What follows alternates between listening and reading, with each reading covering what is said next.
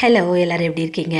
முழு நாளும் சற்றே நிமிர்ந்தேன், தலை சுற்றி போனேன். தலை வலிக்குது, கால் வலிக்குது, தலையெல்லாம் சுத்துது. ஏதாவது ஒரு முக்கியமான வேலை நம்ம அதில் ஃபோக்கஸ் பண்ணணும் அப்படின்னா தான் உடம்பு ஒத்துழைக்கும். மனசளவில் என்னமோ எல்லாருக்கும் என்றும் 16 தான். ஆனால் உடம்பு, பாடி பார்ட்ஸ் எல்லாத்துக்கும் வயசாகுது இல்லை, குஷ்டமப்பா அப்படின்ட்டு தான் இருந்துச்சு. அது கூடவே ஸ்டாலுக்கு தேவையான பொருட்கள் எல்லாம் வாங்குறதுக்கு கடைக்கடையா ஏறி இறங்கின்னு அந்த டைமும் நிறைய கன்சியூம் ஆச்சு. இன்னைக்கு கடைக்கு போறப்போ என்னோட எலக்ட்ரிக் சைக்கிளில் சார்ஜ் கம்மியாக இருந்துச்சு. பாதி தூரம் போகிறப்ப தான் லோ ஆகிட்டே வந்துச்சு. சரி, அப்போவாவது நான் திரும்பி வீட்டுக்கு வந்திருக்கணும்ல. நான் பார்த்துக்கலாம், நம்ம லக்ஷ்மி நம்மளை கைவிட மாட்டா அப்படின்ட்டு படிக்காதவன்ல நம்ம தலைவர் டைலாக் எல்லாம் அடிச்சுட்டு அப்படியே போனா பாதி தூரத்தில் வடிவேல் சார் டைலாக் மாதிரி சாச்சு புட்டா மச்சான்ட்டு ஆயிடுச்சு. பேட்டரி புஷ்ன்னு போயாச்சு.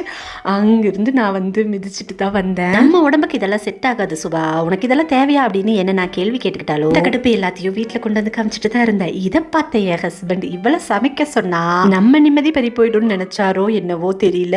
டக்குன்னு ஒரு 2 பிரியாணி மட்டும் இங்க இருக்கிற இந்தியன் ரெஸ்டாரண்ட் எதுலயோ ஆர்டர் போட்டுட்டாரு. இந்த பிரியாணியில லெக் பீஸும் இல்ல, சிக்கன் பீஸும் இல்ல, என்னடா இது அப்படிங்கிற மாதிரி இருந்துச்சு. என்னமோ அதை சாப்பிட்டோன்னு கொஞ்சம் தெளிவாயிட்டேன். அப்புறமா நம்ம தூரிகை ஸ்டாலுக்கான ப்ரிப்பரேஷன் எல்லாம் பண்ணிட்டு இருந்தேன். லாஸ்ட் மினிட் தான் இதை நான் கம்ப்ளீட் பண்ணேன். என் கையாலே ஸ்கிராட்ச்ல இருந்து இதை செய்யறப்ப, இதை பாக்குறப்ப எனக்கு ரொம்ப அழகா இருக்கிற மாதிரி இருந்துச்சு. ஆனா மத்தவங்க கண்ணுக்கு இது எப்படி இருக்கணும்னு தெரியணும்ல. அதனால இந்த லக்ஷ்மி வச்சிருக்கிற ஃப்ரேமும் யாமிருக்க பயமேன் ஃப்ரேமும் எப்படி இருக்குன்னு சொல்லிட்டு போங்க. மீண்டும் பார்க்கலாம்.